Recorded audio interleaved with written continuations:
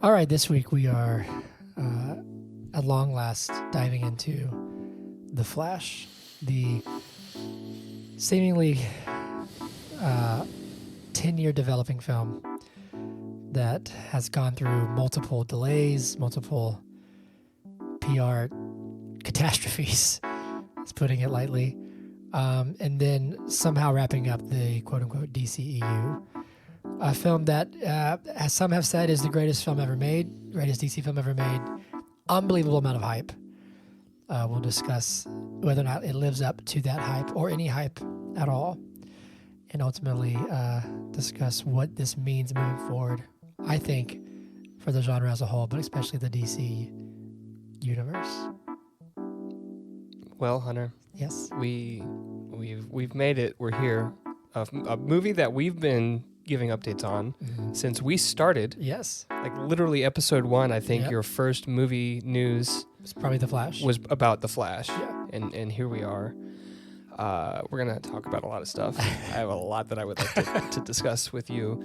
But I want to ask you the question, what is The Flash good? We will be the deciding opinion. Yeah, whatever we that. say That's is the final. That's it. And so it is written. That's how it is written. Let's do it.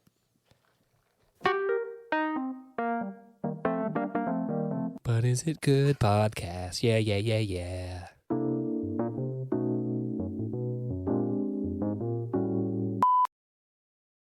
Wait, sorry. Welcome to the But Is It Good podcast. I'm your host, Zach Olson. And I'm your host, Hunter Callahan. Hollis is sleeping. So Yeah.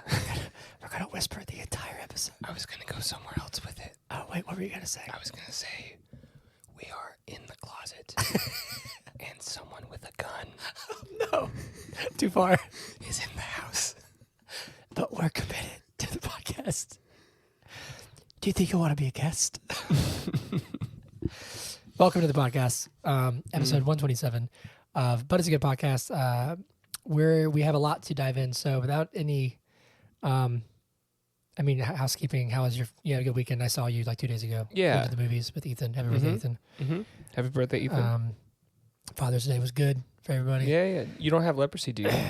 No? Okay, so we're good. So Okay. we're both good. Yeah. Do So- you? No. Okay. No. Sweet. That's what I'm saying. We're both good. We're both good.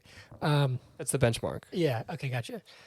We appreciate you. I mean, we're releasing this like a few hours. I guess it's like half a day late. But anyway, we're going to jump right in because we have a lot to discuss. We are doing The Flash. At long last, The Flash is out. Mm-hmm. And there's a lot to talk about in this movie and around this movie, I think. Sure. Which I think is going to be very interesting to see.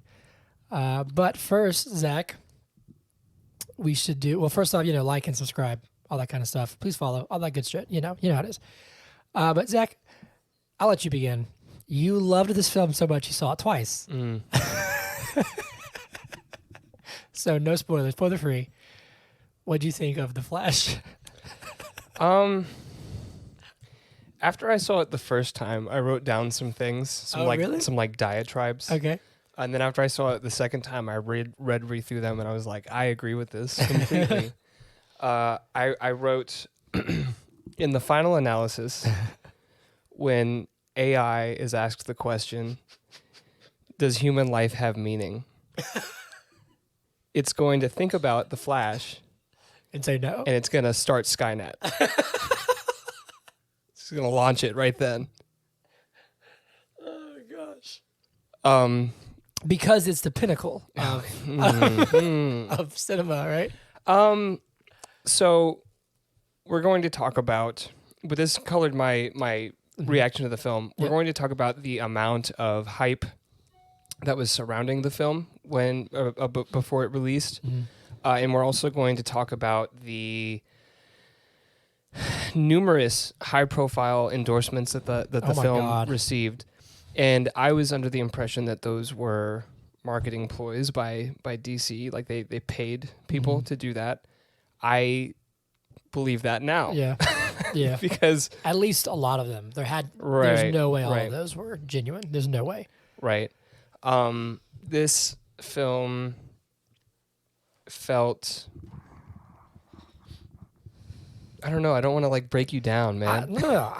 First off, you don't know how I feel about it. Okay, that's fair. That's fair. Even though I mean, sort of. you told me a couple words earlier. Yeah. Okay, I'll just go for it. Go for it. This film felt soulless to me. Okay. It felt like for James Gunn, who his like thing that you'll hear time and time again is that he wants movies featuring grounded characters. Like he uses that phrase a lot, grounded. And it's like, first of all, what does that mean? Like they're on the ground. So like not Superman, but anyways, this movie felt like it was lacking substance. It felt like it was relying on cameos and jokes, and these are all deficiencies of the movie or the superhero genre in general nowadays. Not like over the past 15, 20 years, but definitely in the past 2 or 3, I think. Yep. I think that this film isn't a disease, but the symptom, like it is the symptom of a disease. Result. Right. The result of a diseased landscape. Where it's like we're in the upside down for movies. And I have a lot of contention with the movie and things that happened in the movie, but also everything surrounding it. Oh, yeah. We're going to have a blast. Yes. That's how I feel. Okay. Good deal. This movie for me is so fascinating because I'll say it out of the gate, and I'm not going to spoil anything until later, but this movie is made for someone like me. Not entirely because I'm not like a massive Flash fan. Mm-hmm. But I'm a lifelong DC fan. And I'm a huge Batman fan. So this movie, like, to me, I said this to you numerous times this past weekend. I'm predisposed to like it more than someone like you. Okay. I saw it with Hannah. She was like, "This is what the hell? What is this?" And I had a really good time watching it. Okay. And there were parts where I was like, "That's great. Like, I think that's awesome."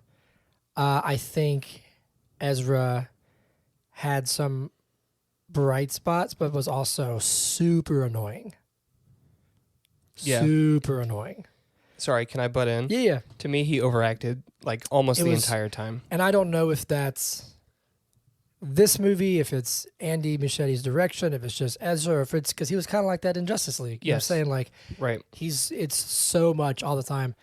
I also think there are, in the vein of No Way Home and Doctor Strange 2, there's the cameos, and to me, you could take those out, and it's just like it doesn't affect anything. Sure. In like at all, and they're like they're non-plot points. Yeah, just like they were like in Doctor Strange, they were sort of plot points, but it was still just like neat. Mm-hmm. You know what I mean?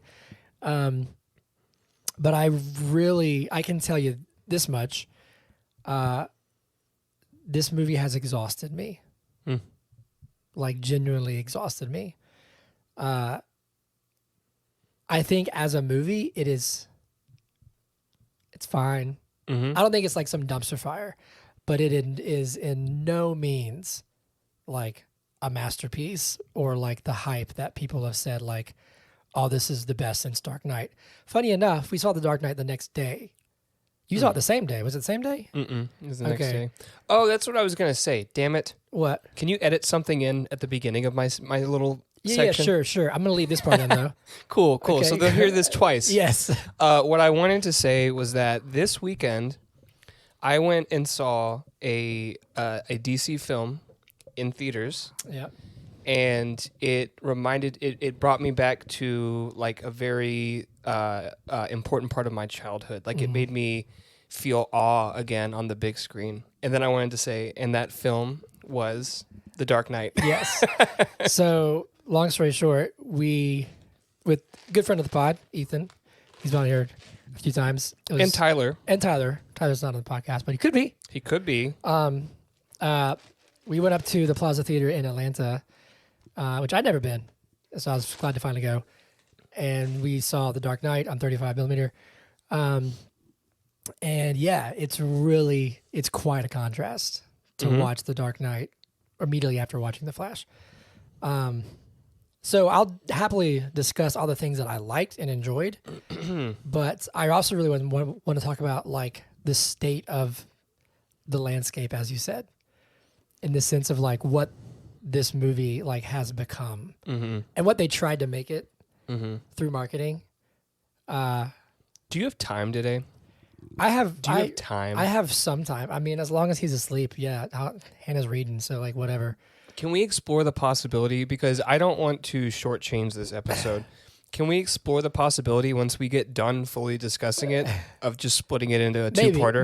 Maybe. We'll see. We'll see how far because we go. I want to talk about everything. Yeah. All right, let's do it. I got to do movie in a minute first. Yeah. So let me set up my camera. Yeah, that's the feeling that I've had in this weekend for some reason. Just like I've been reading stuff. I'm just like, I'm exhausted. I'm exhausted. It's time for movie in a minute. How much time do you have, Hunter, to talk about the movie? A minute. How many seconds is that? That's 60 seconds. How many hours? That's 1/60th of an hour. That took you too long. All right, here we go. I got to get my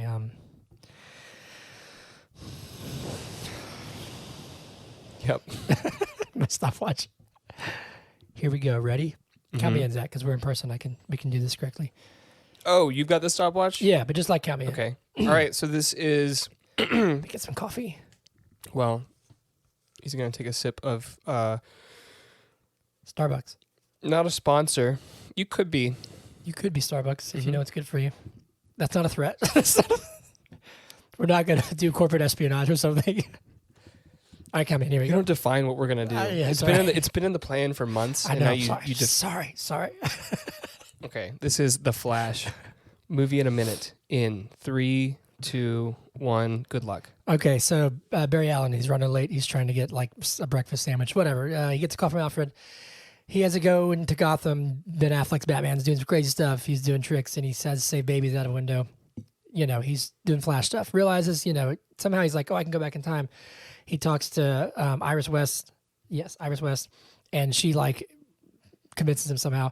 Anyway, Bruce is like, hey, don't do it because it'll ruin everything. He's like, just kidding. I'm going to go do it anyway. He goes into the Speed Force, these little Coliseum things, whether they're called something, Chrono Bowls. He saves his mom and is trying to go back, but then this crazy monster-looking Flash pushes him out of the Chrono Bowl into an alternate timeline. It's 2013, but it's a different 2013. So he finds Michael Keaton, Batman. Shit. He tries to go save Superman, but it's Supergirl. They fight Zod. Batman dies. Supergirl dies. Young Barry Allen is like goes crazy. He does it a million times till he's old, but he becomes Dark Flash, and then he kills Dark Flash. He comes back to this timeline, thinks he's the same, but it's actually George Clooney's Bruce Wayne, and then that's it. Woo! Good Lord. That was sped up quite a bit. I got to where he like met Keaton, and it was like 45 seconds. I was like, oh my God. Time to that's when you had an energy bar. There you go. And you were at full energy. Peak metabolism or whatever the fuck his watch says. Stupid shit. Okay, all here right, we are. How should we do it? I say we dive in and just see where we go. You can jump in a bunch of different places in the pool, but you could swim the whole pool. It doesn't matter where you begin, right?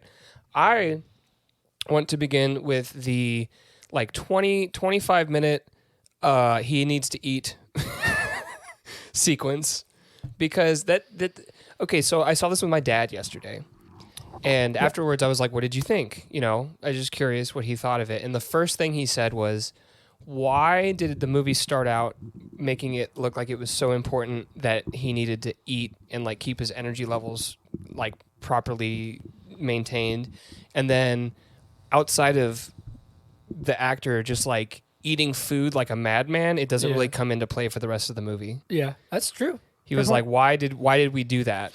Fair point, yeah.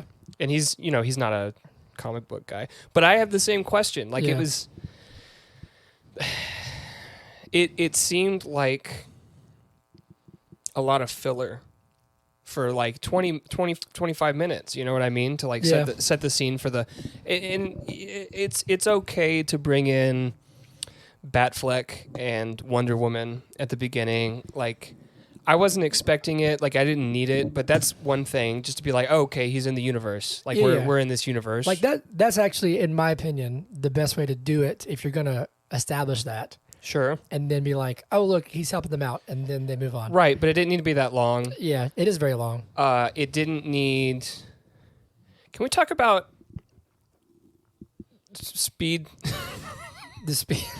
What's it called? His power. The Speed Force? Sure, but I thought the Speed Force was when he reaches a certain... Yeah, the Speed Force is like essentially like when he gets outside of time, I think. Right. That's when he enters like the ball. Yeah, the Chrono Bowl. Which he does in Justice League.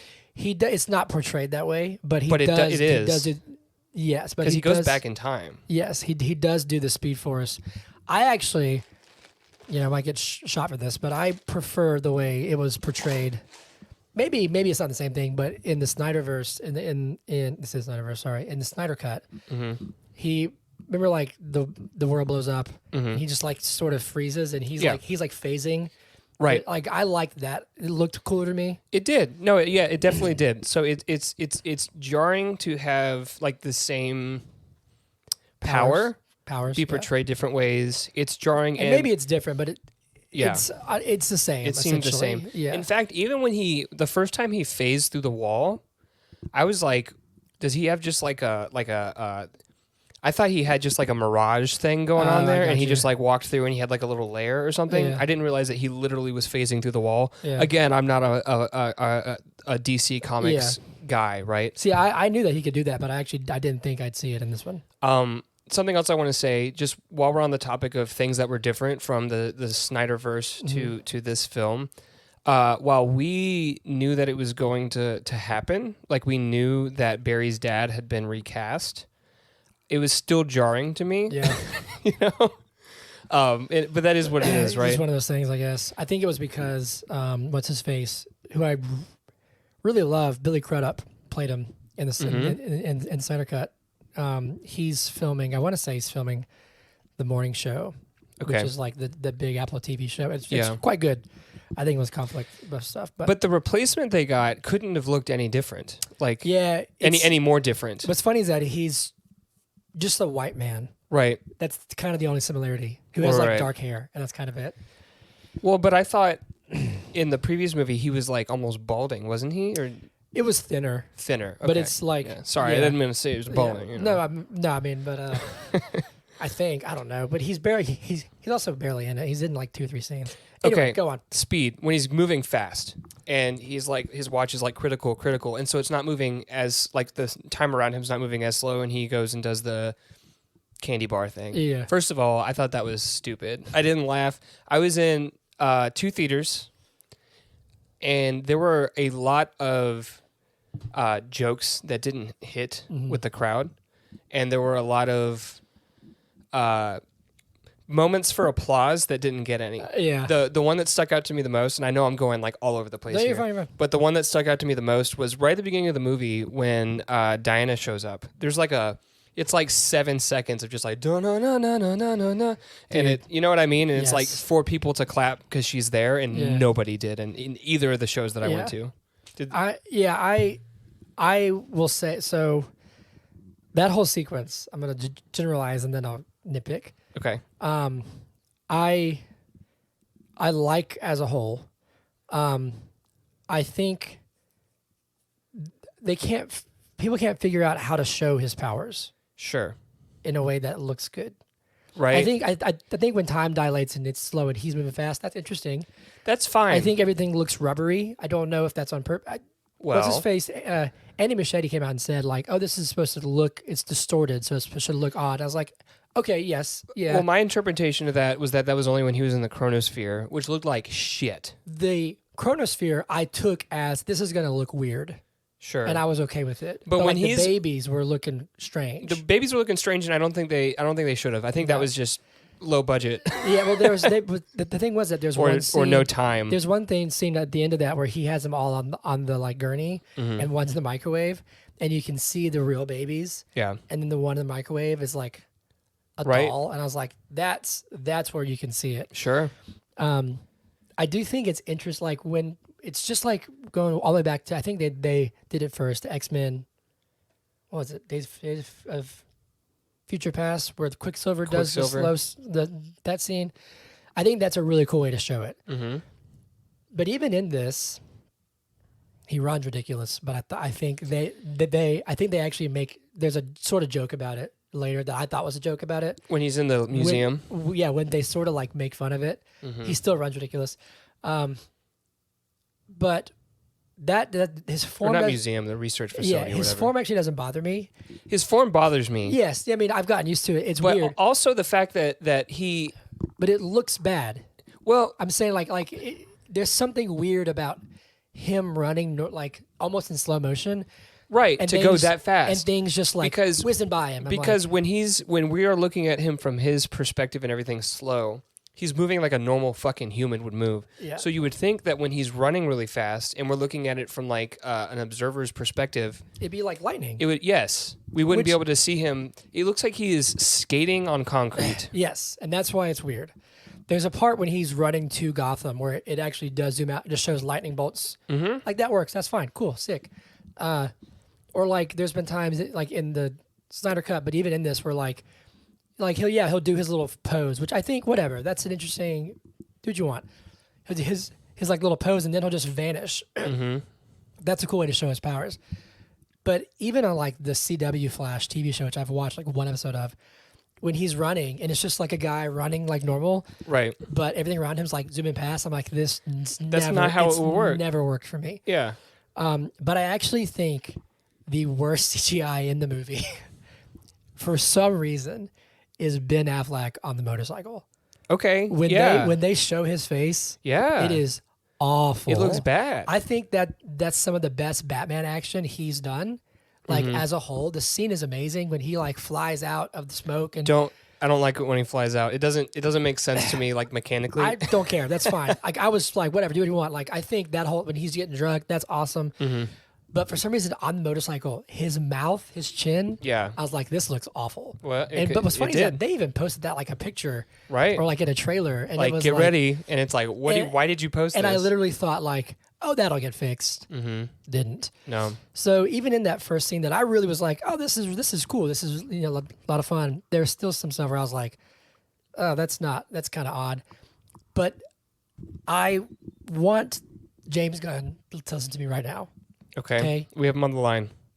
Never do that stupid fucking lasso of truth joke ever again. I hate it. Because they did it once in the Justice League. Justice League. Yeah. It's never funny. It's never funny. They did it in this one. It's never funny. With I know what intercourse is, but I've just never experienced it, or whatever he says. Yeah, but not even, like, I expect that from this version of Barry Allen, but, like, when Batman was like, oh, I fight crime as a way, I was just like, I don't care. We've done this. Mm-hmm. And, like, and, yeah, like, cool. Well, Gal was there, Wonder Woman, that's fine. We don't need a 7-second close-up shot of her every time she shows up on a screen. Nobody else got one. Ben Affleck didn't get one. None of the, like, I guess George Clooney kind of got one at the very end. I love George Clooney. I'm sorry. Like, I thought it was hilarious. I like George Clooney too. I didn't like that, but we'll get there. But yeah, like, so there's still things in that where I was like, this is still not working. Even in that first opening where I was like, this is cool, I enjoy it, I'm still just like, God, they still have these things that they just, like, for some reason seem to think are, like, really funny or, like, really good. I'm like, it's like last holdouts of an old regime. It's just like there's some. It's just like Quantumania, where, like, there's like that's never been funny, right? Like, why? And this is, people really love to blame James Gunn for this movie, and to an extent, like, the ending, I'm sure was tweaked by him.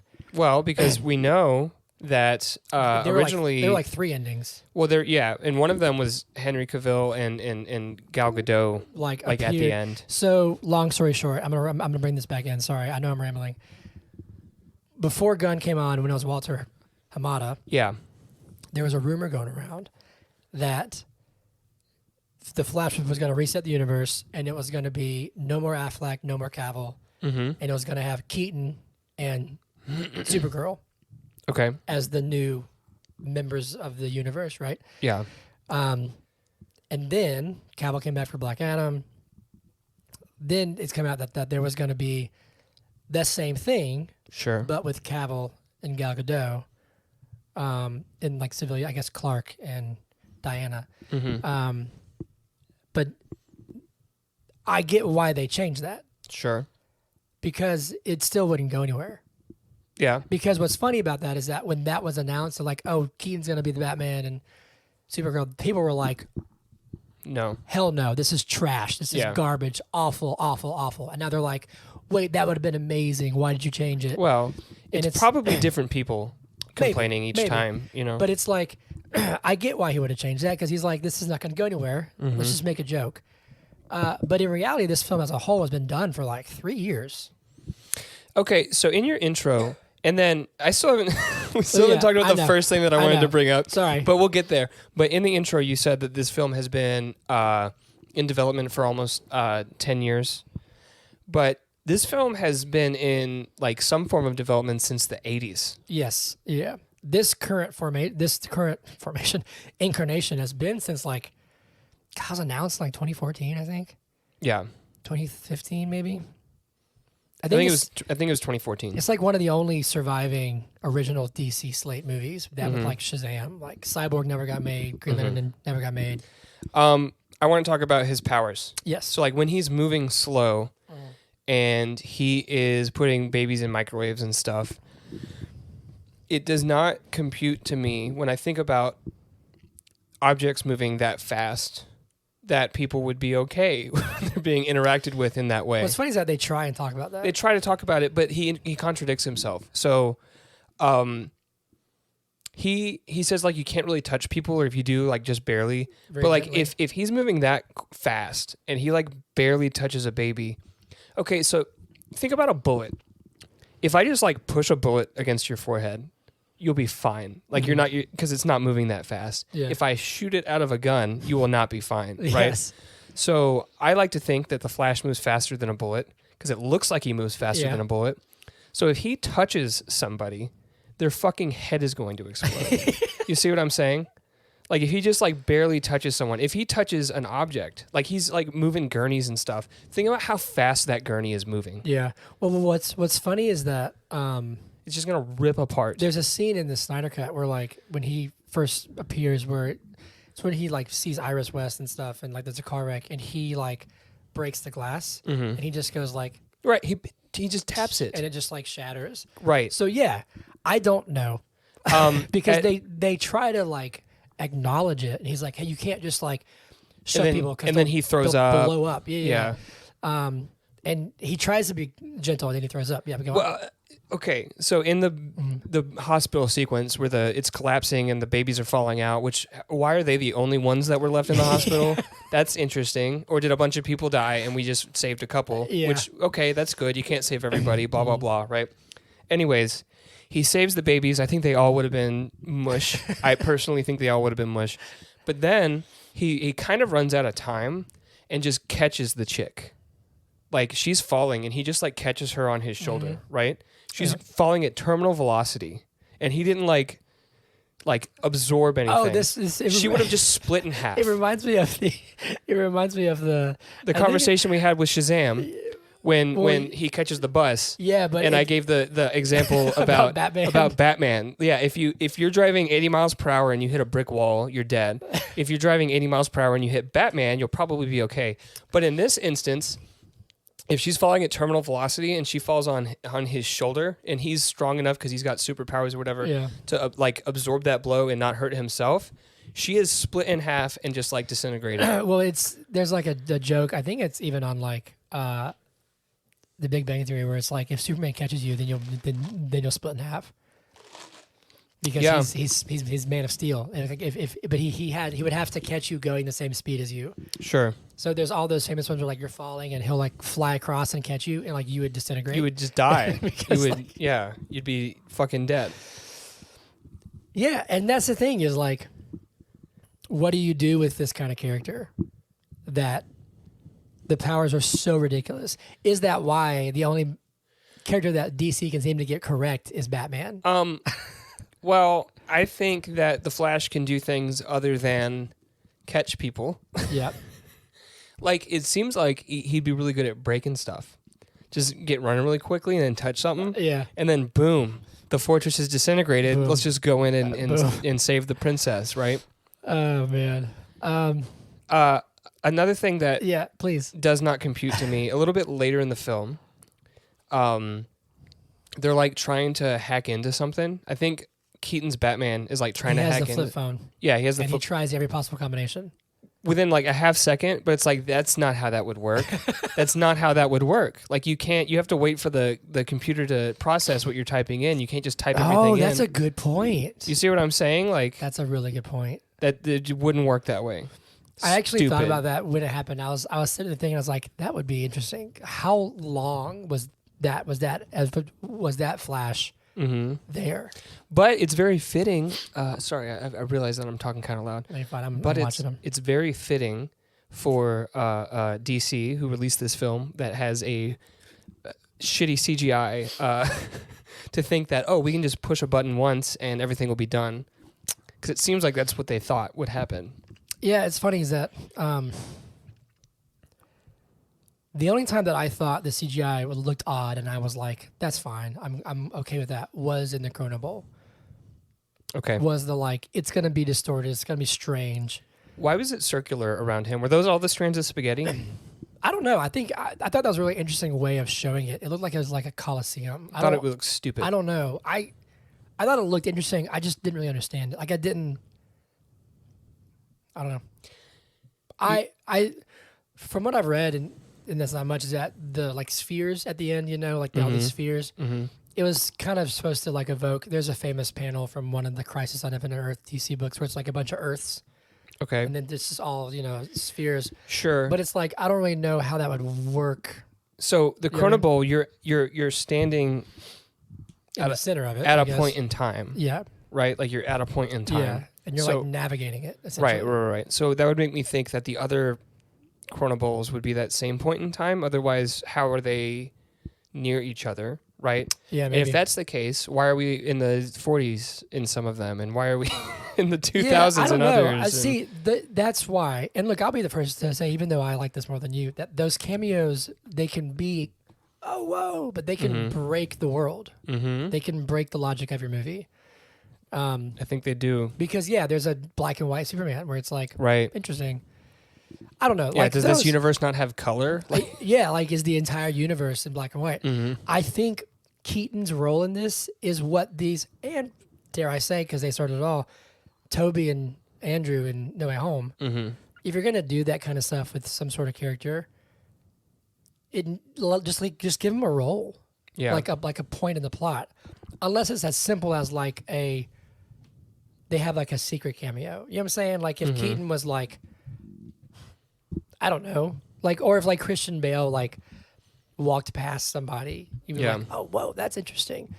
That's cool. No, but showing another universe is like, I don't know. I think it's just, I was like, cool. It doesn't add anything to the movie. In fact, for people like Hannah who don't follow it, they're like, what in the world? Yeah. Was that Nicolas Cage fighting a spider? Yeah. And I was like, I literally leaned over her and I said, I'll explain it to you after. I shouldn't have to do that. I will say that my dad got most of them. He was Really? like, that was kind of cool that they had, the Adam West Batman Christopher and blah, blah, Reeves, blah, blah, Superman Christopher showed up. Reeves and blah, blah, blah, all those things. He was like, that was kind of cool. And I was like, did you see Nicolas Cage? And he said, I couldn't tell that it was supposed to be Nicolas Cage. Because It's supposed to be 30 years ago, Nicolas Cage, I guess. Anyway, yeah, go ahead. Can The I other place. ask you, so just to give like a very brief synopsis of plot and how we get to like another universe or multiverse or timeline or whatever the fuck. We'll talk about what it is, if it's a universe, if it's a timeline, if it's a strand of fucking spaghetti. Anyways, tell me what movie this is. Young superhero who has like fairly recently acquired powers and is still learning them. Well, that can be any of them. Realizes that sorry, I just lost my train of thought. Give me a second. Giving Zach a second. Give me a second. Give you a second, yeah. Is it a strand of spaghetti? Or is it a young superhero who just got his powers? Realizes that he could do something that could have catastrophic consequences. And someone wiser than him, who's had his powers for longer, says, you probably shouldn't do that thing. Don't do that thing. He does it anyways, breaks everything, and then spends the rest of the movie trying to fix it, bringing in characters from past franchises. And then at the end, while everything is fixed, things are permanently changed for him personally. What movie is this? That would be No Way Home. Okay. It's also The Flash. Yes. So that's what happens, right? He realizes that he can go back in time and save his mom because he like stumbles upon the Speed Force, or not the Speed Force, the Chrono Bowl, or I guess both, because it is the Speed Force. What was funny is that there's one throwaway line that Ben Affleck, like that Bruce, which sucks because I think Ben Affleck's a better Bruce Wayne than he is Batman. Okay. He gives a really I like what he says about the like our scars make us who we are, and he's like, yours made you here. He said, yeah, but it made me alone. Like I thought that was a good conversation. Sure. It's after that scene where he goes back to his house and he's like kind of dreaming about it, and then he gets upset and just starts running. Yeah. And then he stumbles into the Chrono Ball. Right. And he realizes, because he goes back like half a day or something. Yeah. That he can go back. Sorry. The line is, Ben Affleck says, in so-and-so, which is a Snyder cut, he says, you already did that. Like, we already know. And he said, yeah, but this is half a day. That was just like a few minutes. Right. So, yes, sorry. I'm caught up. Right. I was just saying. But, yeah. So he knew he could. He knows he can. And then he is like, no, I'm not going to do that. That's a bad idea. And then he runs into Iris. And his stupid work people that aren't friends that did not need to be in the movie. Did not. And we'll come back to that because I think they contradict something else. I think they and Iris contradict, and his parents, like a bunch of shit contradicts a bunch of other shit that goes on. We'll get there. Anyways, he realizes, I don't have to directly interact. I can indirectly interact, and blah, blah, blah. Butterfly effect won't happen. And he goes back and fucking breaks shit. Yeah. I have two questions right off the bat. One, there are a couple times where he's in the chronosphere, whatever. Okay. The Coliseum. Okay. Yeah, the Coliseum of time. Yes. Okay. And he's looking at memories, and a couple times before he steps through, he can see himself. Like there's one time specifically at the end when he's going back to not do the can in the thing. He's going back and he sees himself in his Flash costume. Oh, yeah. Yeah, because he looks through and it's the hospital scene, right? He sees himself doing the crazy stuff. Sure. Yeah. So why is it never a plot point that he interacts with himself interacting with himself? Other than, like... How do you mean? Dark Flash, who is, like, fucking shit up the whole time. How do you mean? So, like... The way that you phrased that threw me off. He goes back in time and does that thing, and then he goes back in time again to the same spot to prevent himself from doing that thing. But wouldn't that also have consequences, or would that not have consequences? I guess it would, which I guess it did because George Clooney showed up. Oh, but wait, at the end he actually did change something. Because he hugged her and stuff. No, it's not even that. I didn't realize this till after I read about it. But remember how in the present timeline, his dad looks down, never looks up at the camera. Then at the end, he all of a sudden looks up at the camera. Yeah. I didn't realize this. Literally didn't realize this in the movie. I had to read about it. He looks up at the camera. So does he move the camera? No, he puts the tomatoes higher. Oh, okay. Which still had a ripple effect and changed things. Sure. I think. But to your point, yeah, he sees himself putting the can in the basket. So why didn't the first one see the second one? Or maybe he just didn't know at the time.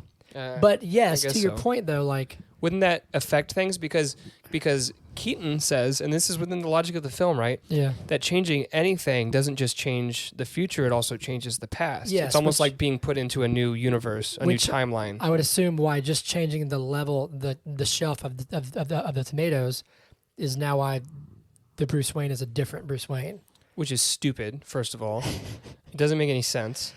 You know what? Let's talk about it now. So why is it that certain characters are complete different like they look completely different. It's almost as if they have like different DNA, just the same name.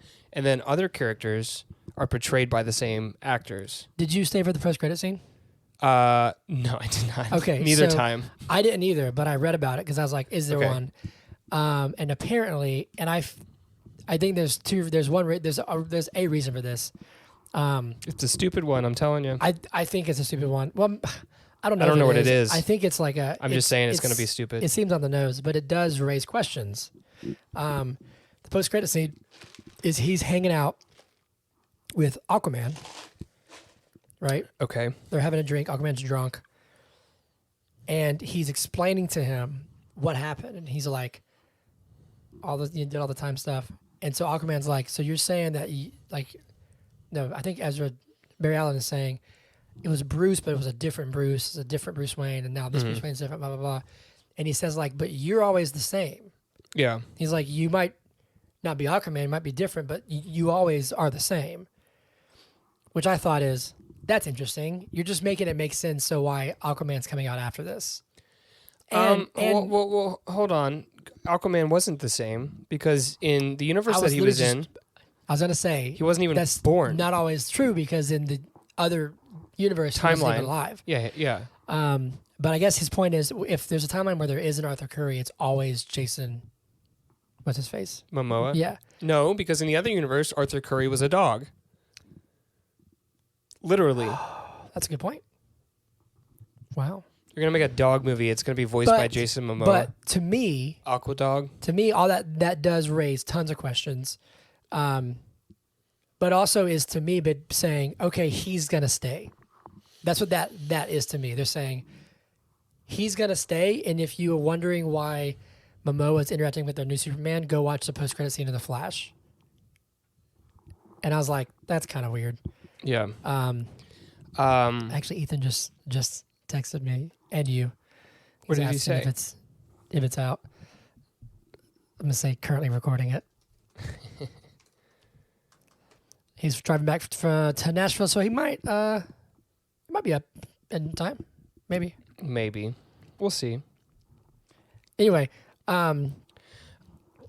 yeah, but my logic for that is again, this is maybe for someone like me. In the Flashpoint comic book, Barry tries to reset everything. He goes back, saves the mom. Everything goes crazy. Yada, yada, yada. Batman's dead. Not Bruce Wayne's dead. Thomas Wayne's Batman. All this kind of stuff. He goes back, lets his mom die, comes back, and the universe is almost the same. Okay. But things are a little different. Okay. So I think that was their license to be like, hey, we can change what we want and keep the rest. But it's confusing. It's illogical because if you're saying that the past changes to the point where Bruce Wayne is literally a different like DNA makeup, you know, like he was born earlier, different. Sure, looks, right. Then why would it be the case that everything else remains similar, except for the fact that actors in movies are different, or things like that? Yeah. I don't know. Which is also stupid. I don't mind the different future, different past. I don't mind that. That's interesting to me. How would it make sense, though? I think it's hard to... How would it make sense? It's just a paradox. Like, you would think... There's two things that don't make sense to me. One, you would think that when he changes the past, it could, change him, on the spot. Because his past is now different. And, his raising, right? Right? Because if he changes the past, that means that his parents didn't die. Mm-hmm. Right? Because it's him. It's not... I guess the thought is if Dark Flash didn't push him out of the Chrono Bowl and he had gotten back, what would have been different about him? Would he have had his powers? Dark Flash? I mean? No, I'm saying if main timeline Flash goes back in time, saves his mom, he's trying to come back. Yeah. And then Dark Flash pushes him out. But if Dark Flash doesn't, if he makes it back to present day and comes out of the Chrono Bowl, because it theoretically will have made a new past, right? He himself would have had to change, right? Right. So I wonder, what would he have lost his powers? I think that does add a weird complication. It only works if you have somebody who's not from that universe in it to observe it. Right. Second question for you. Uh-huh. How is it possible for Dark Flash to kill the younger version of himself? How is it even possible? Because if he died when he was young, he wouldn't have done all that shit and turned purple. Yeah. He wouldn't just disappear in dust like that, would he? Like, that's... I was about to say maybe it's a different young Barry, but because he because he disappears, it implies that it's the same one. It's him.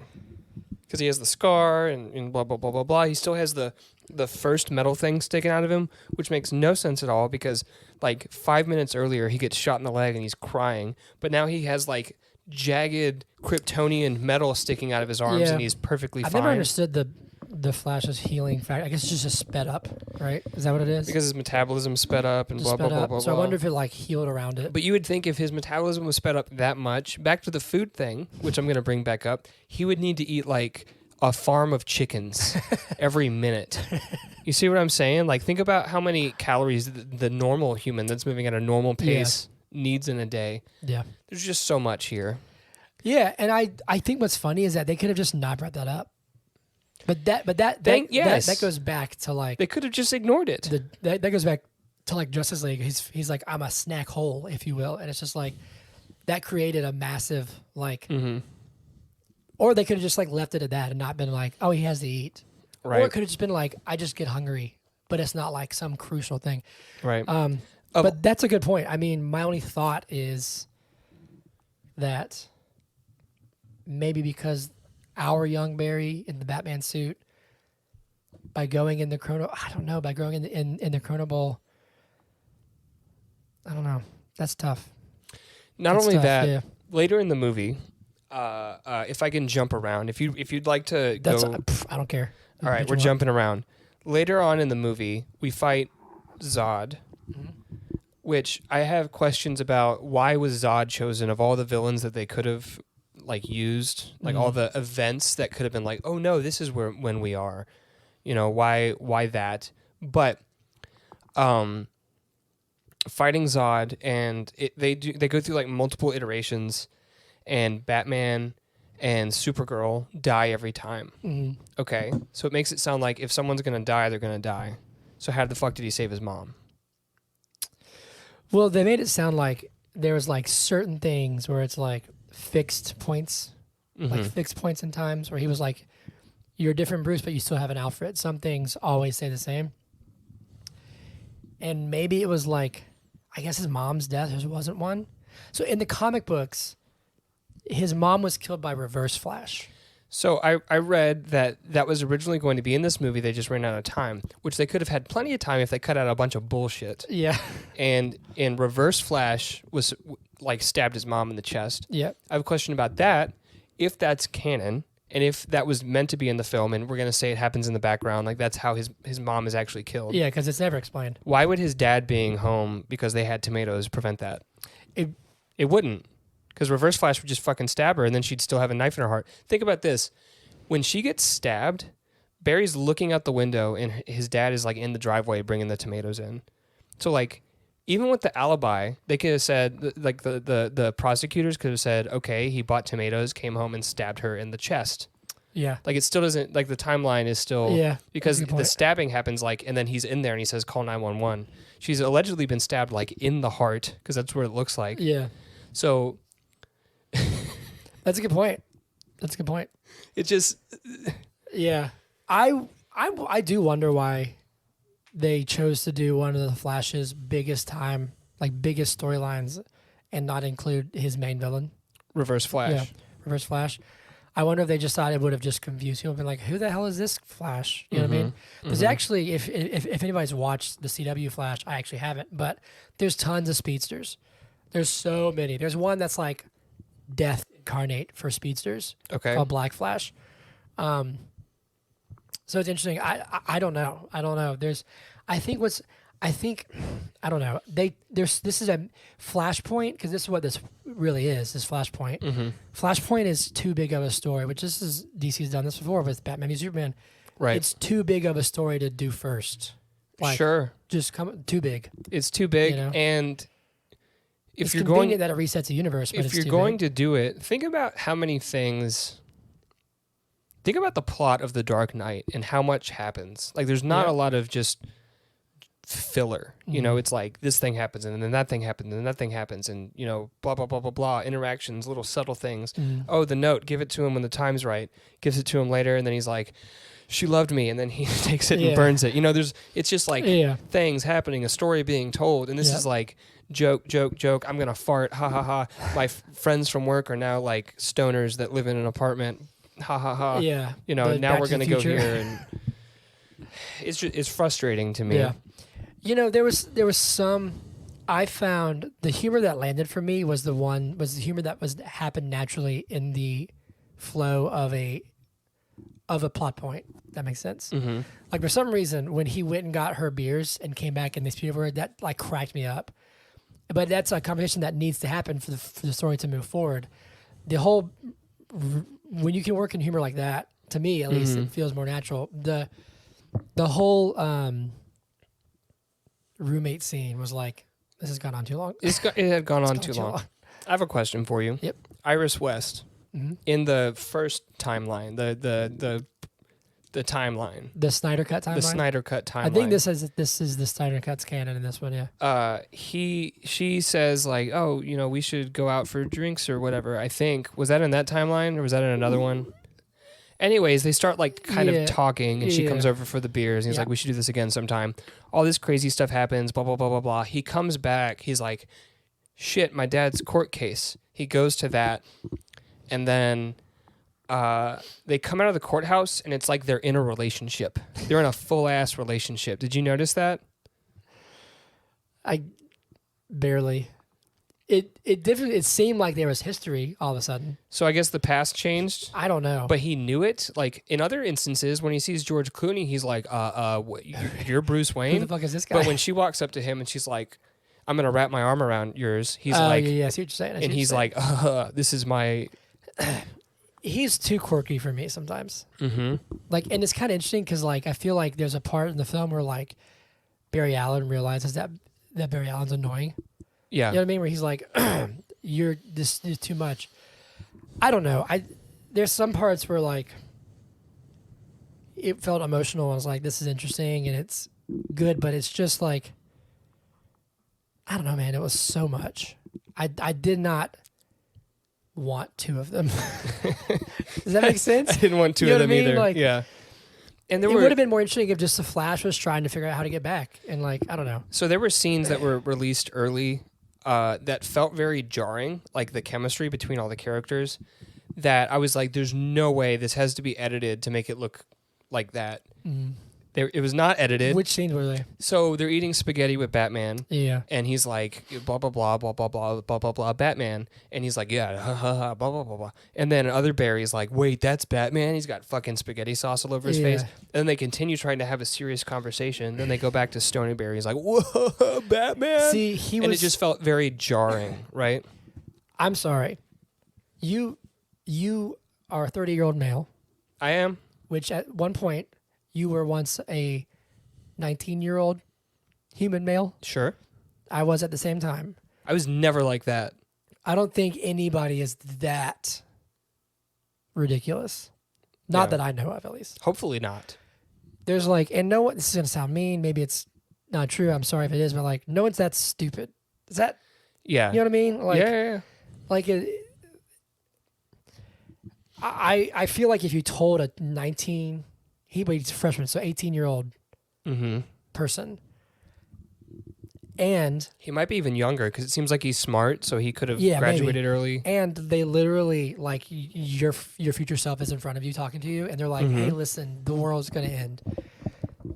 I feel like a teenager would go, oh, shit, that's really bad. Let me try and focus in. Right. But not even for a second. Never. Until like the very end, I guess. Right. But even then. When he starts taking it too seriously. But like, yeah. But so that got really, really annoying. I would have rather just had one Barry Allen, because in Flashpoint, it's just Barry goes back. He does lose his powers. But he has to get Batman's help, and it's different Batman. It's Thomas Wayne. But I would have rather just had that and them trying to get back to the future, I guess. Do we have an? I didn't need more. I didn't need it either. Yeah. Do we have an explanation for how or why Keaton, Bruce Wayne, knows how spaghetti time works? Smart. But it's all like he's smart. Okay. I don't know. I don't know. That would have been very interesting. I'd like to see that movie. Yeah. How does that Batman know? It just doesn't make any other than just to drive the plot forward that this man who fought crime years ago and now Gotham's doing well, but his mansion is like really not doing well, which doesn't make sense. Well, I took that as he needs Batman. So he's like let himself go because he can't be Batman anymore. Okay. Which he could. Right. He just like doesn't be a nice Batman and be like, oh, things are good now. Right. He could prevent crimes. Be like, hey. He could like talk at high schools. Yeah. And motivate the next generation of like Captain America does, you know. There you go. What's funny is that I actually took it as like it's not really Burton's Batman. It's just him. It just like happens that. to be Keaton. Yeah. But then they show the laughing bag. Okay. And I was like, oh, it is. But correct me if I'm wrong. In Batman 1989, it was like a box in a bag, wasn't it? I thought so too. It looked like it. Made it just been easier to edit now without just an empty bag, you know? Yeah. But I did have a thought where I was like, so maybe it is Burton's Batman, but it was alluded to that it was. Yeah, but I think. Or at least similar. Because we go through the armory where they had that conversation, and then we're down in the like kitchen, which is where they have like their date. Yeah. You know? Yeah. Right? Yep, it seemed kitchen. like the same kitchen. So, excuse me. I haven't seen Batman Forever. Does Alfred die in that movie, or like is there any? He does. Okay. Yeah. Spoiler. One of them dies, and that is supposed to be the same continuity. Like Clooney and Keaton is supposed to be the same continuity. Yeah. Whatever. Can I tell you? I will say, real fast. Keaton, I thought did great. Sure. I really enjoyed his Batman again. I will say I think he was one of the best parts of the movie. Didn't like the if you want to get nuts, let's get I nuts. hate those lines. Yeah, I hate that too. Hold for applause. I'm Batman. Did you notice? Now I know that he had multiple bat suits down in the cave, but did you notice that he had no issues turning his head? Yes, Did so you notice glad. that?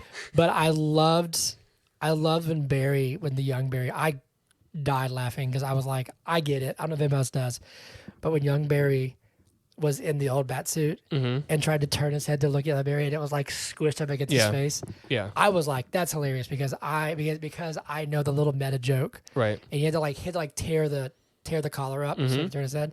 I was wondering if they were going to make a joke about it. But yeah, I did wonder if I was like, I wonder if he's gonna be able to turn his head. Yep, he was able. But to. I thought he did really good. Apparently Batgirl was like a horrendous movie, but it would have been cool to see him. Again. Not a comic book guy, so maybe people who are like into the comics didn't like this storyline. But one storyline that I didn't have any issue with, like I thought this was better, like it was moving in the right direction, was Supergirl's storyline. So they find it. Kara Zor-El. Kara. I think Kara. Kara Zor-El. Take her out in the sun. She does her like getting stronger thing. Yep. I don't know what the fuck that was. I'm doing like a chicken wing thing in person. Anyways, she tells them, I'm sent to protect Kal-El. So how the fuck do you know who he is? Because he's not here. Like he didn't make it, right? Yep. And then we learned that Zod found Kal-El and like drained him of his blood as a baby. Yeah. So he's dead. I thought that was like an interesting, compelling storyline that like that makes sense why it's different, why it's Supergirl and it's not that Kal-El is a woman. Yeah. Right? It's like that things happen differently. Right. Things happen differently. Yeah. I thought that was interesting. I didn't mind that storyline at all. I think the thing that's wrong with I don't know, especially why is it only Bruce Wayne's that change? First of all, sorry to back up for a second. Not that there would be anything wrong with Kal-El being a woman. That's not what I'm saying here. No, I got you. But it is interesting that because presumably because it's Zod, because based on the look of her suit, you would presume that if that baby made it to Earth, it would have been Henry Cavill. Mm-hmm. So there is a question of why does Bruce Wayne keep changing? Because because they make a joke about like, oh, you're old or like you're born way, so it should have just been an older Ben Affleck. Right. You know what I'm saying? I think that literally is as simple as, oh, we have more actors that we could use for Batman. For better or worse. Yeah, which I guess why in the MCU, why did those Tobys look different? I have a question for you. Old iterations of Batman, is Zod in, well, no, I guess that'd be, so like Reeves Superman. Mm-hmm. Does he fight Zod? He does. Superman 2. Okay, so it's a different, it's obviously not, I forget his name, it's a famous actor, but okay, it's not Michael Shannon. So it's alluded to that in those other timelines where we see Reeves as Superman, that it would be in Nicolas Cage, that those would be different Zods, but in this one it's the same Zod. It just it doesn't line up well to me. Yeah, it would work better if it was like if he just changed the future. Mm-hmm. Mm-hmm. But he even says like he broke the universe, so maybe it shouldn't make sense. What else did you like from the movie? Or was it just Supergirl? I thought she was great. And I actually hope that she stays on for the because they announced she's dead. Well, no, but like Saha Calle, I hope that they keep her. But she's dead. What do you? She's dead. She is. No, I know. I mean, I think they close those loops. If the plot line that some things happen no matter what is true, and she dies over and over again no matter what they tried to do, how could she be alive moving forward in the universe? It'd be a different universe, though. That's implying that I'm saying if they, like, do you think that they're going to keep Ezra Miller? No, I don't. And I have another question for you. Okay. If this was supposed to be like the Great Reset, which maybe that's just fans talking and that's not James Gunn's plan at all. But if this is supposed to be the Great Reset, and if there's so many timelines out there and so many like different universes essentially, why would we move forward with this one? Just because Barry did a thing and now we're in Barry's universe? I don't think we are. Okay. I don't think we are. I think that if this movie does amazing, they'd shoehorn it in somehow and be like. But I think Gunn's DCU is going to be a different universe. Okay, well, that apparently is going to have Jason what's his face, because he's the same in all of them, which I don't even think is set in stone. No, I do think this though. This is what I think will happen. I think in 10 years, if the DCU makes it that far, I think the fact that this Flash is still out there trying to get back is going to come back into play. They're going to have like a Crisis on Infinite Earths thing. Is he trying to get back? Well, because like at the end, it seems like he's just like, okay, it's George Clooney now. Yeah, I don't know. Maybe he is. Maybe he's not. But I think that they'll use this movie as a pivot point to be like, hey, remember, there's a lot of universes and they'll all come back. I don't know if it's going to get that far, but who's Reverse Flash? Is Reverse Flash a Barry that gets disgruntled? Yeah. No, his name is Eobard Thawne. Oh, good. But there is a timeline, I think, where like he has cosmetic surgery to make himself look like Barry Allen because he's obsessed with him. Okay. But typically, no, he's just somebody who like hates him for some reason. Okay. But he's a speedster. He's just another speedster. And he's like yellow. He's like the inverted colors with like red. Yeah. I don't know. I don't see them because this movie's not doing great. I think we were talking about that last night. And the budget was $200 million, but the marketing, good Lord, had to have been $100 million itself. I don't think they'll. Apparently, I read that somewhere if this makes a certain amount, they're going to make a sequel with Ezra. I don't love his Barry Allen. Right now, it's performing worse than Black Adam did. That's hilarious. That's surprising. We talked about this last night. Because I think it's better than Black Adam. Do you? I'm not saying that's saying much, but no, it's not saying much. I think this is better than Black Adam. I do. But it pisses me off more because of how hard they tried to like make it this amazing movie, which it is not. Yeah, it's not. And that's the thing is like I think this is a culmination of a lot of frustrating things in movies. Let's move there. I think we've talked about a lot of plot points, and we can come back if we think of something. And we can. Let's talk about the environment surrounding this movie. This movie has exhausted me. So for years and years, it has exhausted us. For me, it like I was like, you know what? I don't really give a fuck. When we were talking about this a year ago, 2 years ago, I was like, I don't care what his suit looks like. I don't care. There's 2 of them on set. Like, whatever. We'll watch it when it comes out. You know I'm a James Gunn hater. It really ramped up. It's funny because you like the Guardians movies. I liked 1 and 3. I did not like 2. But yeah, I did. And we talked about that when we did Guardians of the Galaxy 3. I was like, dang, he did something cool. Shit, you know? But what was I saying? Sorry. You're talking about, you said that you don't really care when we're talking about it, but then you said you're a James Gunn hater. Oh, when he came on board, it seems like one of his primary objectives, like from the day he came on, was, okay, let's market the Flash out the ass and make it look like it's going to be the biggest fucking thing ever. And they did. And we had endorsements from, and it makes me really sad because I don't know, maybe I'm wrong. Maybe Tom Cruise really sat down and watched this film and really, really loved it. Yeah. But I just don't see that. I don't see Tom Cruise, who makes some really fucking cool movies that all use like Tom Cruise. We're going to be talking about either, when does Mission Impossible come out? Soon. It's the beginning of next month. It's early. I want to review it. Yeah. So It looks crazy. We're going to be talking about, when we talk about that film, how he, like, multiple times a day for like a week drove a fucking motorcycle off of a mountain, right? And just did that over and over again. I don't see him praising this like CGI fest movie, you know? I don't know. I think, I'm not sure how much of a hand Gunn has had in the marketing. He's definitely pushed it for sure. Mm-hmm. I think it's odd to, I think for him to come out and announce his slate and saying like, hey, we're going to not use Henry Cavill, it's a new universe, blah, blah, blah. When he did was a really weird move. Sure. Because he was like, people, for better or worse, were like, oh, well, then why should we care about Shazam 2 or The Flash or Black Adam? Now, you know what would work in his favor?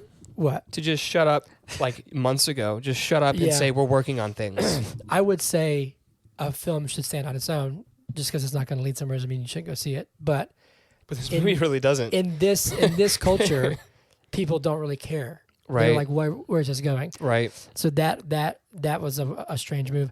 I don't know. I just think like, I don't know, man, it's been such a mess. Like the DCEU was such a mess that this just got exhausting. And then now, and this is what I was saying to you last night, because it's not doing well. Then when Gunn came on and they're like, hey, we're going to do something different, people are like, well, I'm not going to see this ever because it's Gunn, because they're not using Henry Cavill, because they have different Batman, blah, blah, blah. So they're going to not see it out of spite. Mm-hmm. This movie... Well, hold on. Can we talk about that? Yeah, because, well, at least I've seen things like that. Maybe not. But then folks who have seen it, because I'm not going to see it because of Ezra, which I understand why they would... But you can... So... I'm not going to go see Transformers Rise of the Beasts because I think that's fucking stupid. Yeah. It doesn't mean I have like a targeted attack campaign against it. These are like... This is from like a DC culture. Like, there are DC fans who are saying, I'm not going to see this because I want Zack Snyder. I want this DC universe. So let me ask you a question. Mm-hmm. Am I toxic for saying I'm a big Lord of the Rings fan?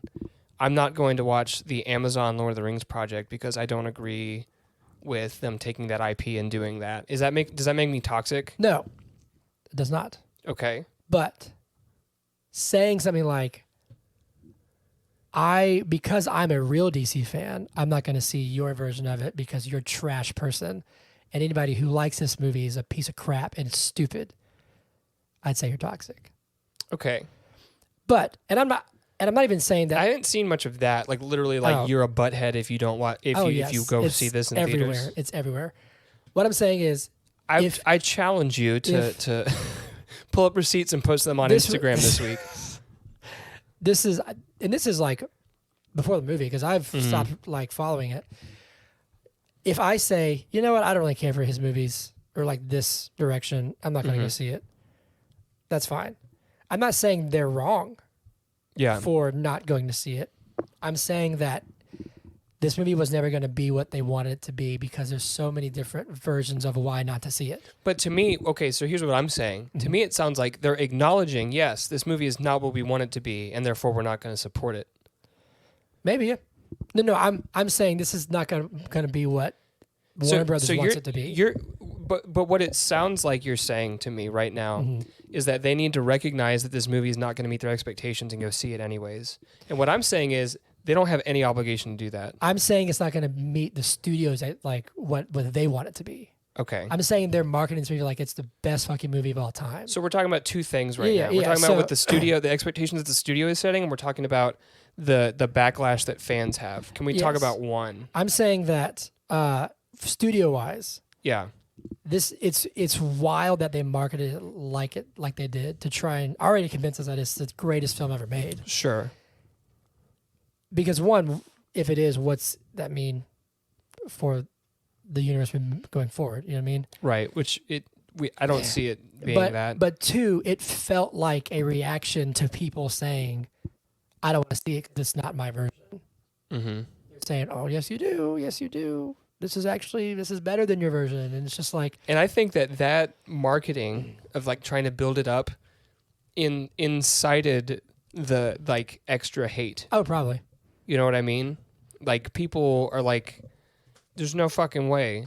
Yeah. And people get charged up. There were folks too that as soon as Cavill was no longer Superman, they wrote off every DC movie ever moving forward. And that's their right. That's fine. Yeah, totally fine.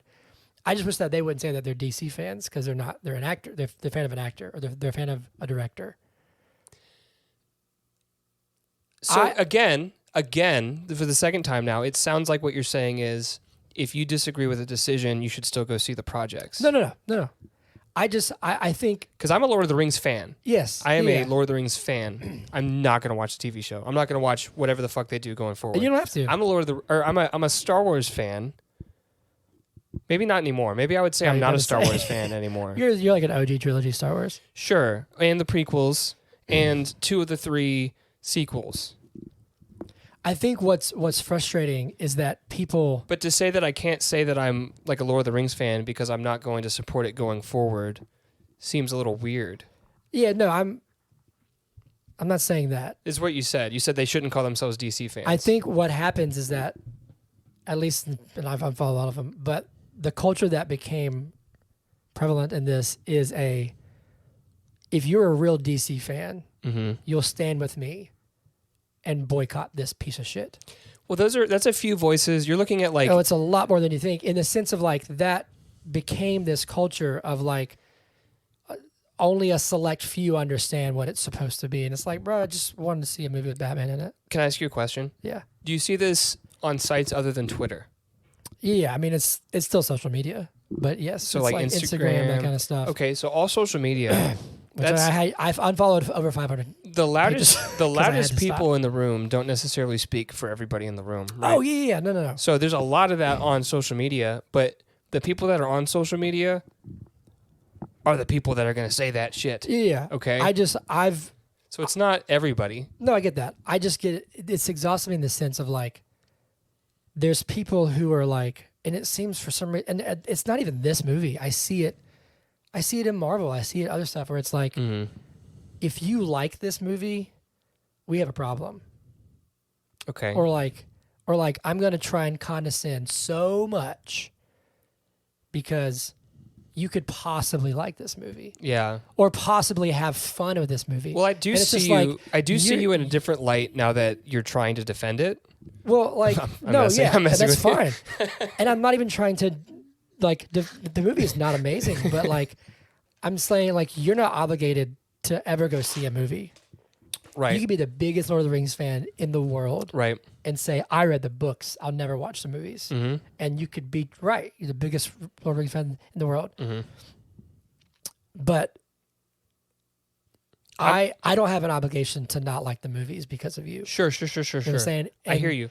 The only contention I have was when you said they shouldn't call themselves DC fans, because that feels like now you're limiting. Exactly. Yes. And so I'm not like they can. I think where that line gets crossed is when you do exactly what you thought I was doing. It's what you did. If we listen back to the tape, it's what you did. But them saying like, if you go see his DC universe, you're not a DC fan. It's like you can't do that. Yeah, you can't do that. I agree with that. I would disagree with those people saying that. But it's this whole thing. It's just like, I don't know, man. It just became so exhausting, and it's like, I think what's frustrating as a DC fan is that it's been for like fucking all the movies. Where it's like, oh, you like BBS? Wow, you don't understand films, and it's like, okay. Can I bring this back around? To direct our hate not at the other fans who disagree with you, but at the studio. They're not helping, yeah.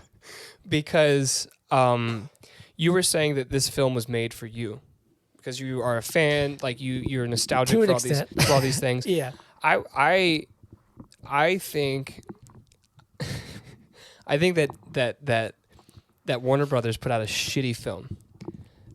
That's how I feel. I think they put out a bad film, and it's almost predatory towards people who have nostalgia that are going to think that are going to accept that standard of filmmaking. Yeah. You see what I'm saying?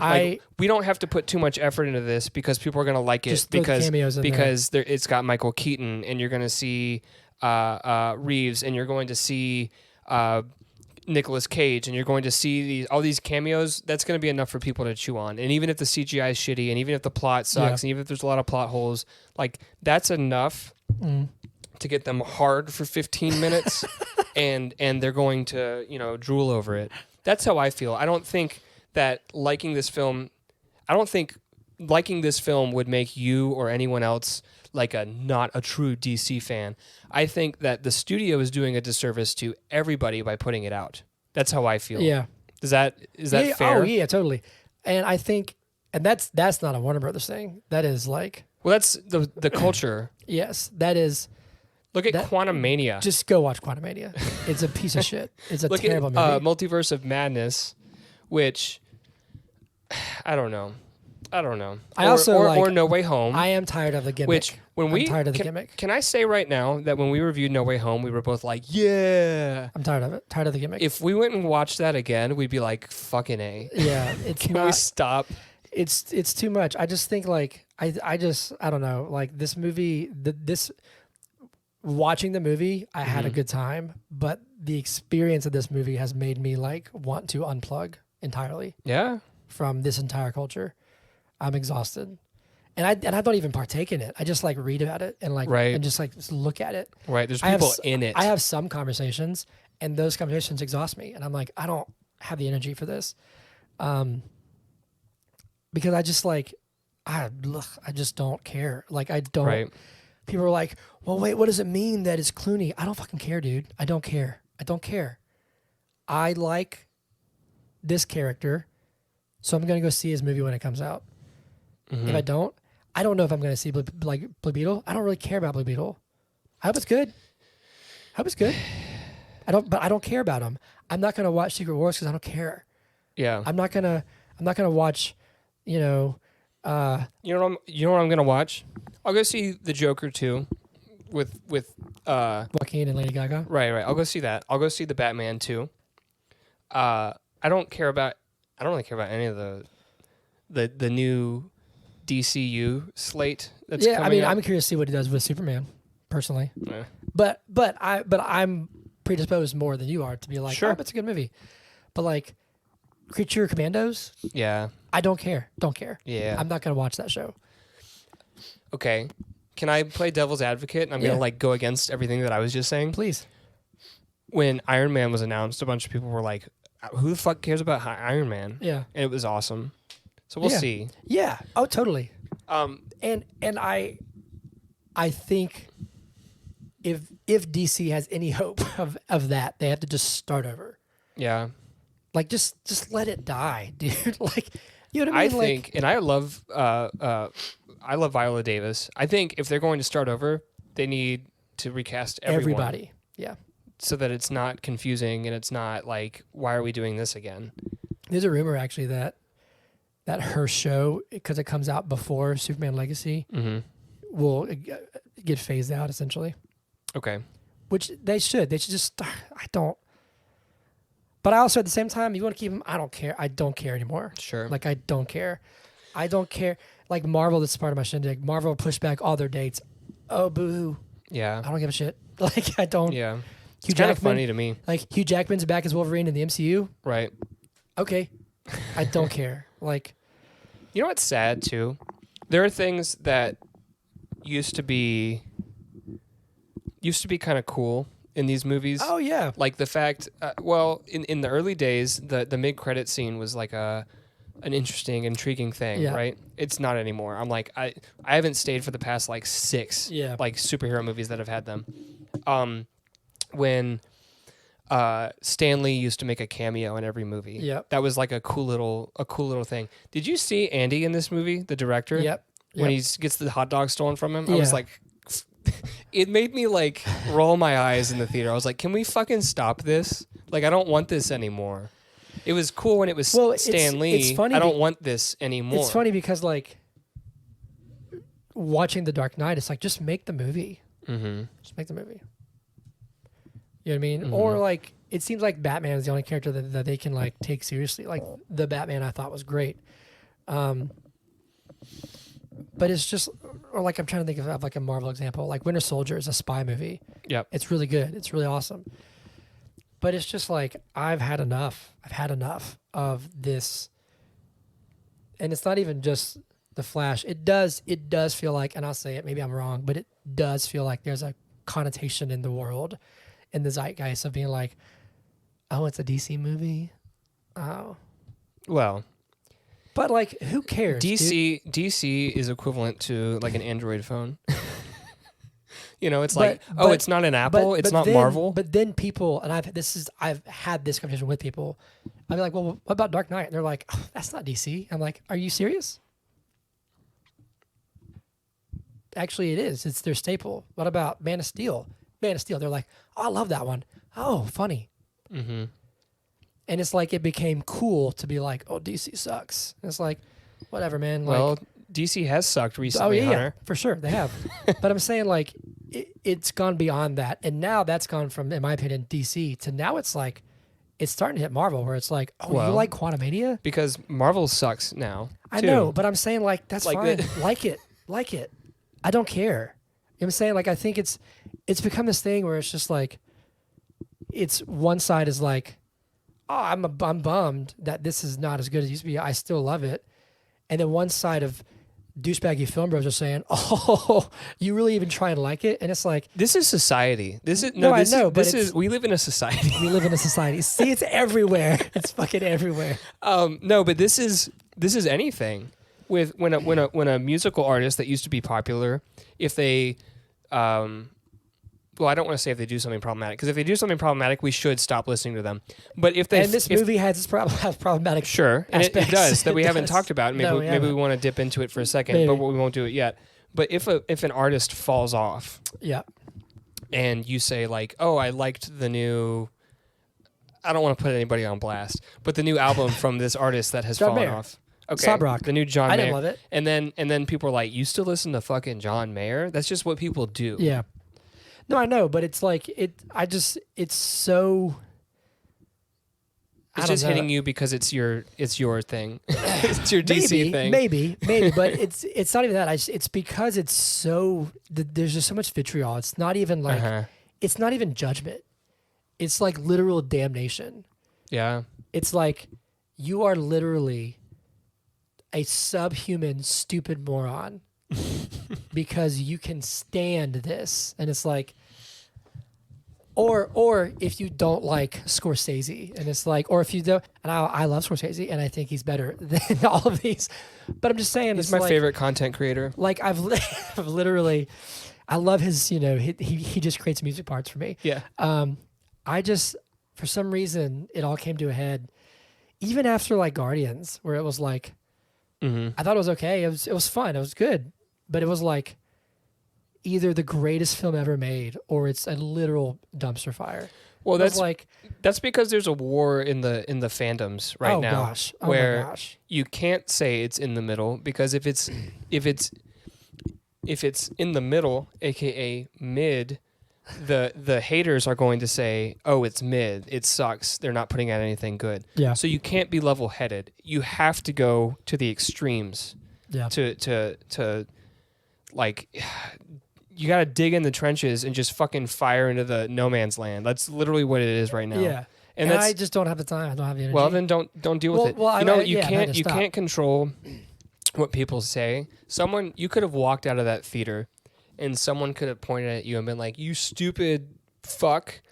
I can't believe you went and saw that. Ha ha ha! I bet you have the smallest dick ever because you saw that movie." And you can't control that they pointed at you and said that to you and yelled at you in front of everybody in the lobby. What you can control is how you react to it, and you can just ignore it. Well, no, yeah, but I think you can ignore it for so long until you're just like,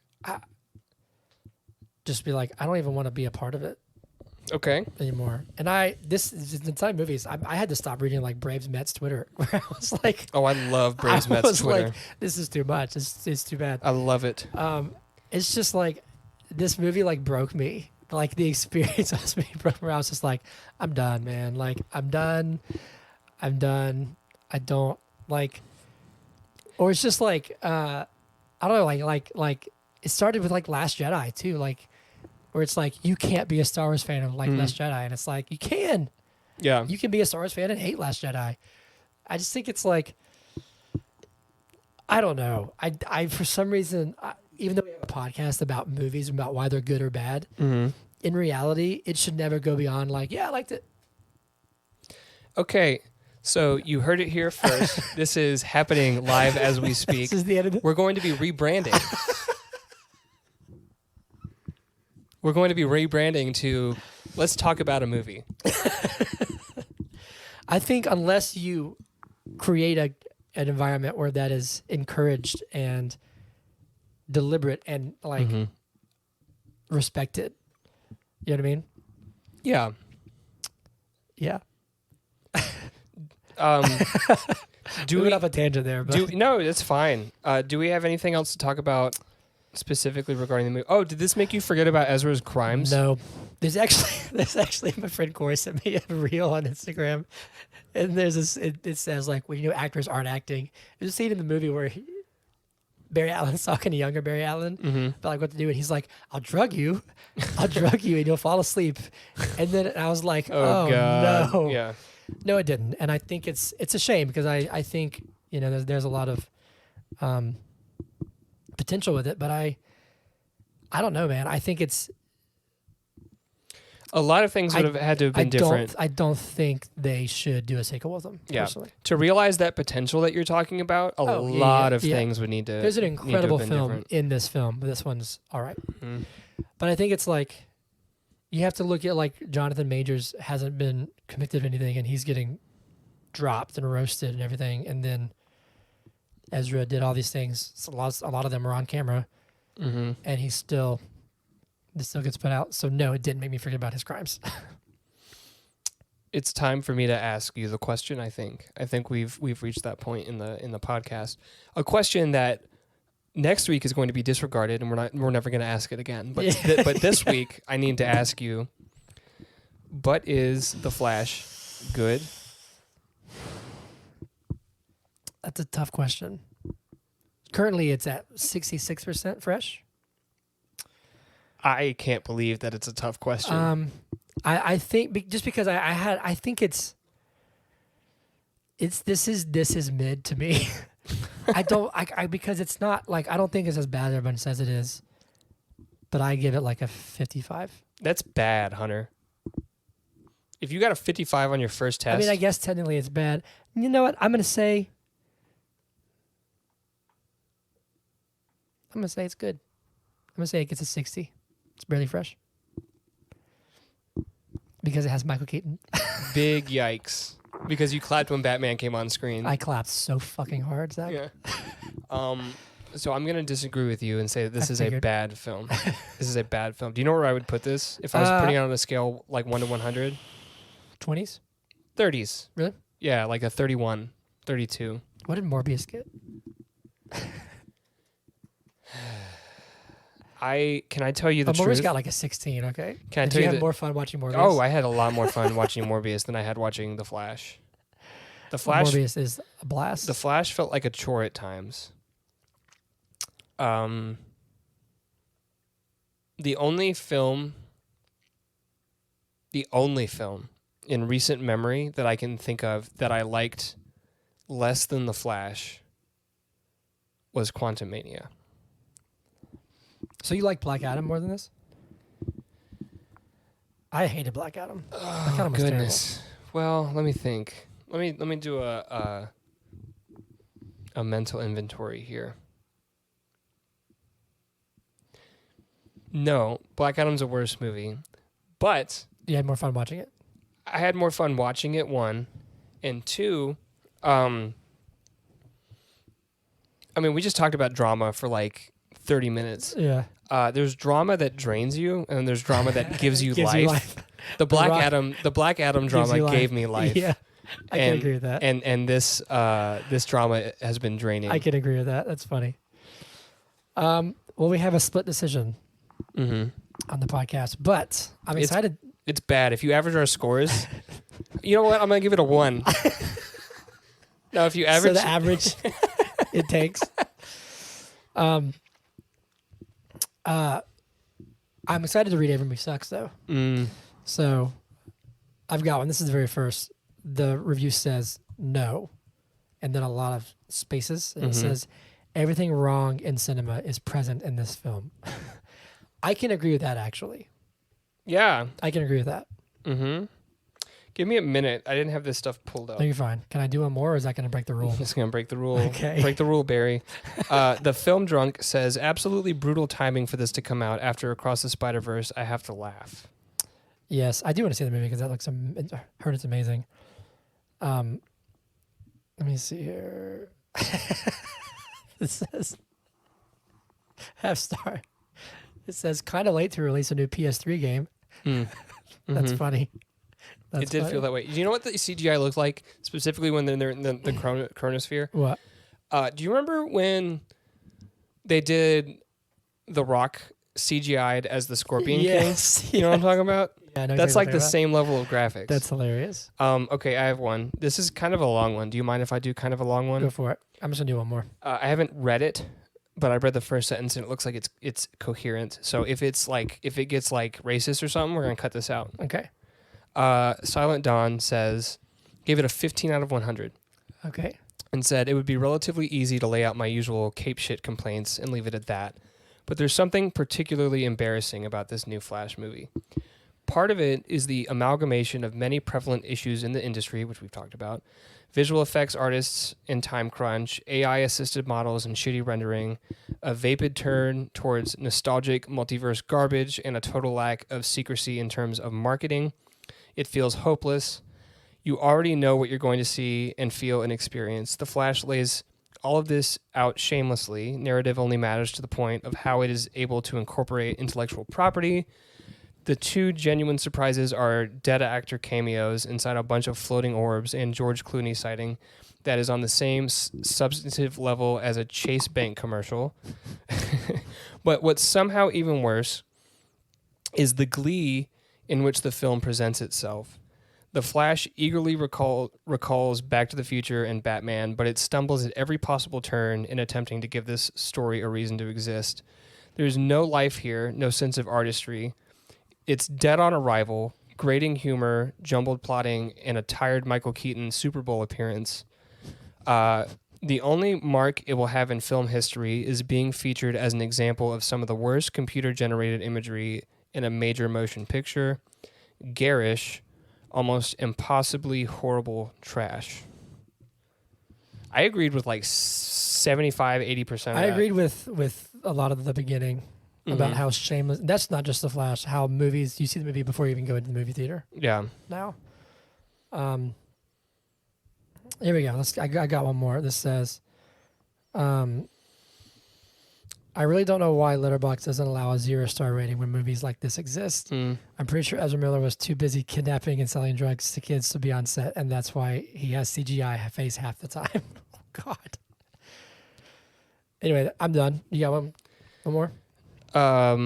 Jay says DC is about to become 2-time winners of Oscar's fan favorite movie moment with The Flash puts a baby in the microwave.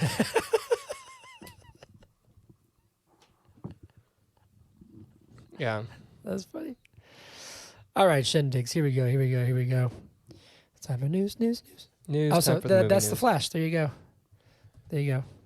News and news. Okay. Let's see here. Ghostbusters Afterlife sequel gets a new logo. It's What does Ghostbusters Afterlife? Okay. It's the same logo, but it has ice on it now. Ooh, so they're going to be in the Alps. Antarctica or something. There's an 8th and 9th Transformer movies confirmed after the rise of the beasts. A new Alien movie is being produced by Ridley Scott and directed by Fede Alvarez. It's going to be released in August of next year. James Gunn has confirmed Blue Beetle as the first DCU character, but Superman Legacy is the first official DCU movie. Not sure how that makes sense. We got they rounded out the cast. I don't have the list in front of me, but the cast of Mortal Kombat 2 has been completed. And then we got our first look at the new Avatar: The First Airbender live-action TV show. And then, interesting note, Andy Muschietti is confirmed to be directing the DCU's Batman, Brave and the Bold. Interesting. Big news was Disney has pushed back a ton of movies and changed their schedule. So live-action Moana comes out in June of 25. Deadpool 3 got pushed back to May of next year. We got 3 untitled Star Wars movies, which I think we talked about those recently, are going to be released in 2026 and 27. No, they're not. Captain America 4 got pushed back to July of next year. Thunderbolts is December of next year. Blade is February of 25. Fantastic Four is May of 25. Avengers, The Kang Dynasty, and Avengers Secret War both got pushed back a full year to May 26 and May of 27. And then Avatar 3 got pushed to 25. Avatar 4 got pushed to 29. And Avatar 5 is going to be coming out in December of 2031. There's your news. It's Avatar 5 is 2031? Yes. That's not that bad when you consider the gap between the first two. That's true. And then the gap between 2 and 5 is going to be shorter than the gap between 1 and 2. Yeah, that's pretty good. Still, though, 22 years. We'll be almost 40. 22 years from the first one is what you're saying? Yeah. Yeah. All right, Braves Minute. The Braves, since last we spoke, the Braves lost to start the week and have since rattled off 6 wins in very decisive fashion. So the series against the Rockies, which concluded on Sunday, we scored, I think, was it 32 runs in the past 3 games or 32 runs over the entire series? I don't know. I think it was over the entire series. We have been on an absolute tear against the Rockies. Well, no, it might just be in the past 3 games because we won 13-6, 10-2, and then 10 or 9. It was at least 8. It was 8. They scored over 8 every single game. Yeah. You might be right. Anyways, Eddie Rosario is on a 4-game home run streak. That's nuts. He had 2 home runs on Sunday. Michael Harris had 5 hits and a home run on Sunday. Ozzie Albies is hitting home runs. Matt Olson is over 20 home runs on the season. He's one of the MLB leaders in home runs and RBIs. And walks, too. And actually. Walks. Yep. And strikeouts. Yes, and strikeouts. He has a very commanding lead in strikeouts. And it has you feeling good about the year, right? Because if you think about if the Braves went 500 the rest of the season, do you know what the Mets record would have to be for the rest of the season for them to catch up to us? If we went 500? If we just went 500, which I think we're going to exceed that. Yes. They would need to go like 58-32 the rest of the way. That's nuts. To catch us. I love it. Yeah. I hate the Mets and the Phillies. Marlins are okay. Yeah. Except if they get good, then I'll hate them. Right. But Go Braves. Braves are the only team in the NL East that have a positive run differential, which is interesting because there's 3 teams above 500 in the NL East. That is interesting. Braves have a plus 100 run differential, which is pretty good. It's like one of the best in baseball. Mm-hmm. Go Braves. Go Braves. It's very brave of you. It's the bravest thing I've done all week. Cool. Whiskey shots? Yeah. Let's take a shot of whiskey, shall we? That's a bongo chord. A bongo chord? Mm-hmm. Okay. Bongo rap. It's for the cables. Oh, okay. Cool. To whiskey. To whiskey.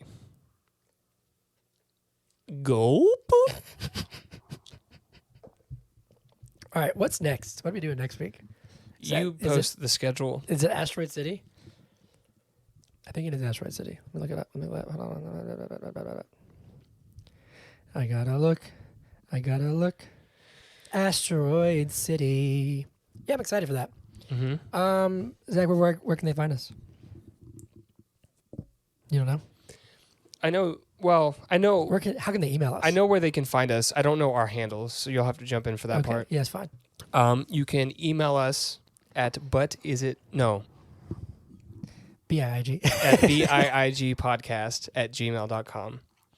You can follow us on Twitter at BIIG Podcast. Mm-hmm. You can follow us on Instagram, YouTube, TikTok, Facebook. We don't have Facebook. We don't have Facebook. Yeah. At But Is It Good Podcast. You can follow me at Hunter Callahan Music. You can follow Zach at Zach with an H, 2, the number, the THA, future.31. Yep. And we're doing Asteroid City next week. Be nice to people, even if they like The Flash. You don't have to, though. And you don't have to go see it if you don't want to. Right. That's true. Definitely don't go see it twice. Yeah. Well, I'm not going to do that. I don't like it that much, just so everyone's clear. It's not that good of a movie. But anyway. We never explained why I went and saw it twice. If you've listened to the very end of this episode, first of all, thank you so much, Ethan. I hope you have a safe drive back from Nashville, or from Georgia to Nashville. But the reason I went and saw it twice is because I went and saw it for the podcast. And then my dad wanted to go see it yesterday, and I was in town, and it was Father's Day. Happy Father's Day, Hunter. Thank you. It was a good day. So that's why. And we'll see you next week. Bye. But Is It Good Podcast? Yeah.